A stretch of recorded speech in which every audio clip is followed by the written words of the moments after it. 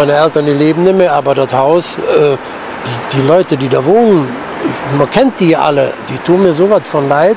Die haben ja nichts mehr, die haben jetzt noch das, was sie am Leib haben, alles weg. Da hinten ein Kumpel, der hat da eine Werkstatt, da steht nichts mehr. Die Bäckerei, Fleischerei, ist alles im Arsch, alles weg. Da kriegt man schon flattern, ne? Unvorstellbar.